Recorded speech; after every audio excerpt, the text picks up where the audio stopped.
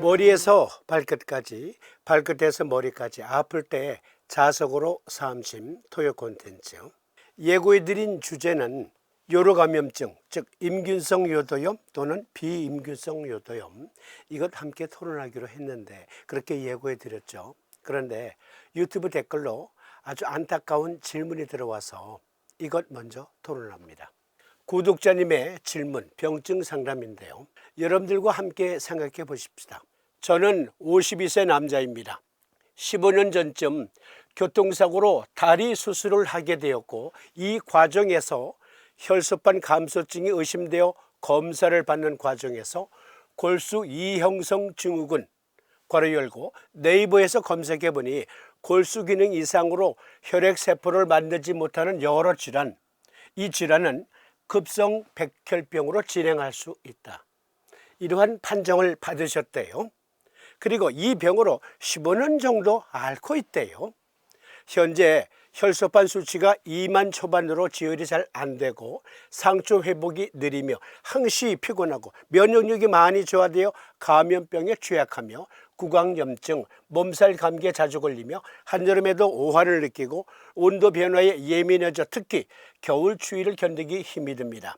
온몸이 근육 경직이 자주 발생하고 이명까지 오는 등, 그리고 허리 디스크까지 앓고 있어 직장 생활은 물론 일상생활이 어려워 퇴사까지 해야 하는 상황에 놓여 있습니다.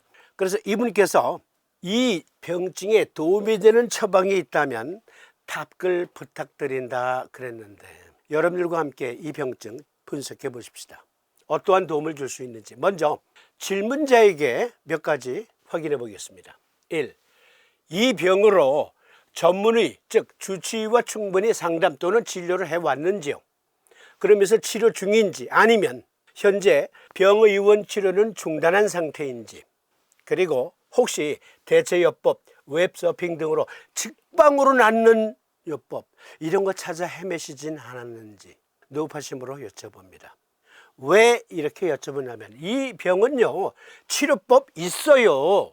여기 침법 처방이 있다면 답글 부탁한다 그랬는데 일반적인 침법으로는 치료법이 없고요. 일단 삼침법은 차치하고라도 단 서의적 치료법은 있어요. 완치 가능한 요법까지 있어요. 우선 결론적으로 말씀드리면 이 치료법은요, 서의적 치료법은 골수이식이에요.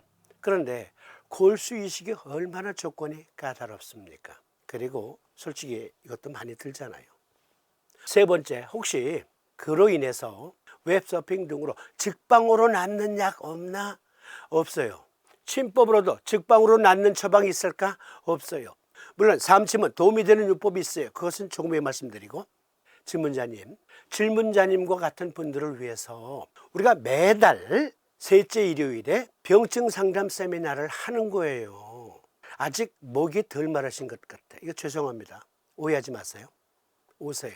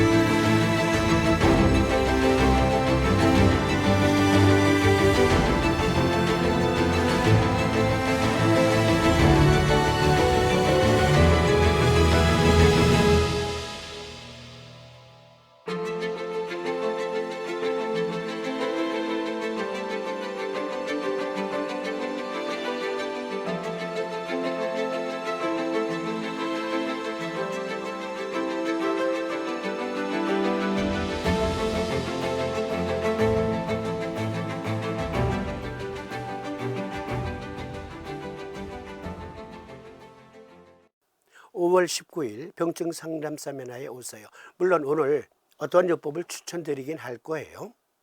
그렇다 하더라도 오셔야 합니다. 체크를 해야 되니까. 주증과 객증 분석을 해보십시다. 아주 멀티플한 증상이지만 교통사고로 인한 다리 수술 후 혈소판 감소증이 왔다. 그러니까 혹시 교통사고로 인한 다리 수술 이것과 혈소판 감소증이 관계가 있을까? 그런데 최종 판정은 골수 이형성 증후군이래요. 골수 이형성 증후군, 이 병이 주증이에요. 그러니까 이것 때문에 지혈도 안 되고 상처 회복도 느리고 피곤하고 면역력이 떨어지고 감염병에 취약하고 구강염증, 몸살 감기, 또 한여름에도 오한, 온도 변화에 예민해져서 겨울 추위에 견디기 힘들다, 근육 강직이 온다, 그리고 이명까지, 척추 디스크까지, 이건 객증이에요. 즉 골수 이형성 증후군을 치료하면 다 낫는 증상들이에요. 이해를 돕기 위해서 우리 몸의 조혈작용을 확인해 보겠습니다. 골수 이형성 증후군, 다른 말로 골수 형성 이상 증후군이에요. 골수 형성에 문제가 있는 거야. 그러면 골수, 그렇죠, 본메로우. 본메로우, 우리 몸의 면역 장기 중에 하나죠. 뼛속의 골수, 그것을 본메로우라고 합니다. 그런데 이 본메로우에서 조혈모 줄기세포를 만들어요. 스템셀, 헤마토포이에릭 스템셀스, 이것으로 적혈구도 만들고 백혈구도 만들고 그리고 혈소판도 만들어요. 우리 몸의 피는 본메로우, 골수에서 만들거든요. 그런데 이 기능에 지금 문제가 있다. 그러니까 당연히 적혈구도 부족하고 특히 백혈구가 부족해. 혈소판 부족으로 조그만 상처에도 피가 멎질 않아. 골수 이형성 증후군은 골수의 미성숙 혈액세포가 성숙하지 않거나 건강한 혈액세포가 되지 않는 암군입니다. 암이에요.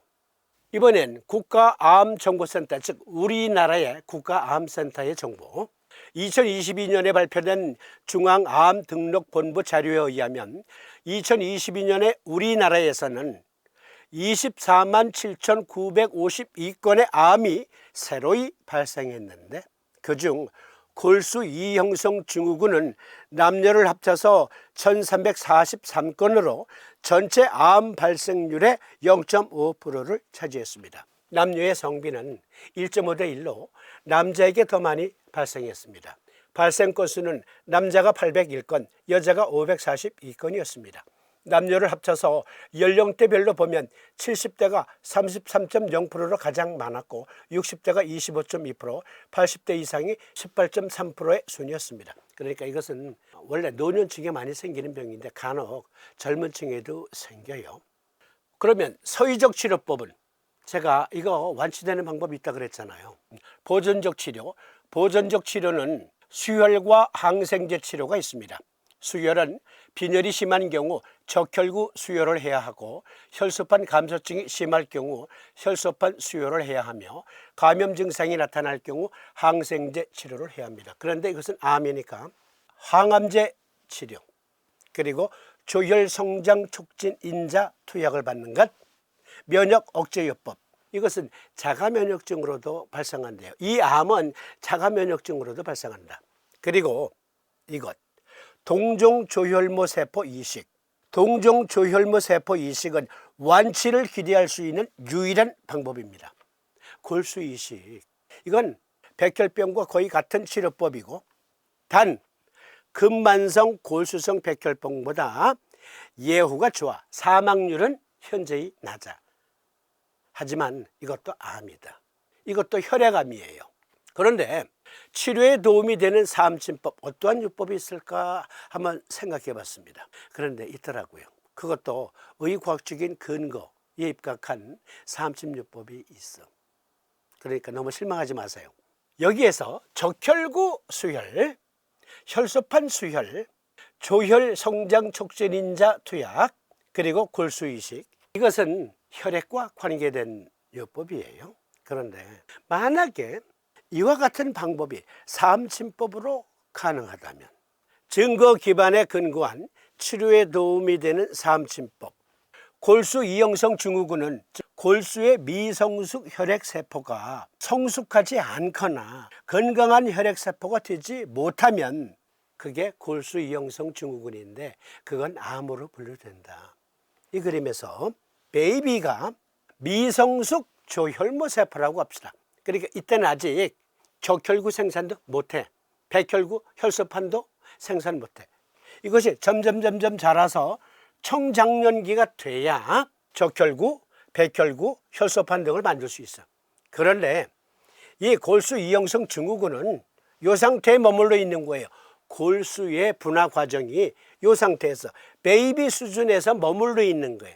그러니까 적혈구, 백혈구, 혈소판을 못 만들어요. 그렇기 때문에 건강한 사람의 골수를 이식받는 방법밖에는 완치 방법 그거밖에는 없다. 그러나 그건 정말 이게 많이 들 뿐 아니라 이건 조건이 까다로워요. 내가 줄 수 있다고 아무에게나 줄 수 있는 게 아니야. 그 환자와 나와 싱크로율이 거의 일치해야 돼요. 골수의 싱크로율이. 그래서 이것은 희망한다고 되는 것도 아니야. 그러니까 완치 방법이 있다고는 하지만 모두가 쓸 수 있는 방법은 아니다. 그런데요, 조혈기능 증폭 사암침요법이 있다면 증거 기반 의학에 근거한 치료에 도움이 되는 사암침법 무엇입니까? 결론부터 말씀드릴게요. 간전격, 비전격 쓰시면 돼요. 증거 기반 의학에 근거한 조혈기능 증폭을 통한 치료에 도움이 되는 사암침법은 결론적으로 간전격, 비전격인데 왜 비전격인가? 왜 간전격인가? 미국 NIH에서 빌려왔습니다. 재생의학에서 태아 간의 기능과 새로운 역할. 태아의 간은 두 가지 중요한 특성을 가지고 있습니다. 하나는 발달 중인 태반혈관과 심장 사이의 심혈관 연결과 다른 하나는 골수 발달 전에 혈액줄기세포가 존재하는 특수 조직의 조혈입니다. 이 논문을 요약해서 말씀드리면 간은 태아 발달 과정에서 태반혈관과 심혈관을 연결하는 중요한 기능을 수행함과 동시에 골수 발달 전 본메로우가 발달되기 전에 본메로우를 대신해서 간이 조혈작용을 한다는 겁니다. 이 그림 잘 봐주세요. 역색, 이것은 난황랑이라고 하는데 배아가 7주째쯤 되면 이때서부터 이제 조혈작용이 몸 이곳저곳에서 나타나요. 그런데 아직까지 이때는요, 본메로우는 아직 생성되지 않았어. 없어. 태반 내 육모막 그리고 요막 그리고 대동맥 주위 내장 흉막, 대동맥 생식선 중심. 중심은 뭐냐면 중간 단계의 신장. 이곳에서 조혈작용을 조금씩 해요. 그런데 이 조혈력은 태아 발달에 절대적으로 필요한 만큼이 조성이 안 돼. 7주에서 16주 기간 중에는 골수가 아직 미성숙 단계예요. 미완성 장기 단계. 그래서 8주에서 16주까지는 흉선, 비장, 간에서 본메로우를 대신해서 조혈작용을 한다. 그런데 태아 16주 후부터 성인기의 조혈은 골수에서만 이루어진다. 그런데 성인의 간에서도 조혈작용이 있다. 이 그림 잘 봐주세요. 강력한 조혈 재구성 활성을 지닌 성인 간에 리버에 새로운 조혈 줄기세포 집단이 있음을 확인했다. 태아기예요. 성인기예요. 그런데 성인기에서 골수 외에 조혈작용을 하는 간과 비장의 역할을 확인했다. 그런데 간과 비장의 그 조혈작용을 증폭시켜 줄 수 있다면 경맥들은 자체 순행 부위가 있고 일정한 장부 기관들과 연계되어 있다. 이 경맥을 통하여 그 경기가 해당 장부 및 기관들에 가서 정상적인 기능을 유지하게 하며 온 몸을 하나의 통일체로 연결시켜주는 기능을 수행한다. 즉 항상성 유지력을 발휘한다. 그런데 알고 보니 간과 비장은 정상적인 기능 중에 혈액 조성작용이 있었던 겁니다. 그러니까 간 전격을 쓴다, 비전격을 쓴다 하게 되면 간과 비장의 혈액 조성력이 정상으로 회복된다. 그리고 또 우리 몸은 필요에 반응하니까 아니 골수에서 제대로 못 만들어내네. 그러면 간과 비장이 골수가 지금 일을 못해서 우리 주인의 몸이 여기저기가 망가지고 있어. 우리가 조금 더 기운을 내서 더 많이 만들어내자. 간전격, 비전격은 그러한 의미도 있다. 여기에서 서인은 왜 간비장의 조혈 기능을 치료에 활용하지 못할까? 아니, 안 할까? 왜 안 하겠어요? 그들도 하고 싶죠. 그런데 현재까지 연구를 계속하고 있지만 아직까지는 간비장의 조혈 기능 증폭 방법을 찾지 못했어요. 언젠가는 이것이 약물 치료로 가능할 수도 있을지 몰라요. 10년이 걸릴지 20년이 걸릴지 그건 잘 모르겠어요. 어쨌든 이들도 활발히 연구 중인데 아직까지는 찾지 못했다. 그런데 이러한 병 증후군의 메커니즘을 살펴보니까 간전격증, 비전격증, 왜 비전격이고 왜 간전격인가, 이렇게 의과학적으로 증거됩니다. 그러면 여기에서 오늘 시간 마치고 다음 시간에 좋은 주제로 찾아오겠습니다. 시청해 주심에 감사드립니다. 고맙습니다.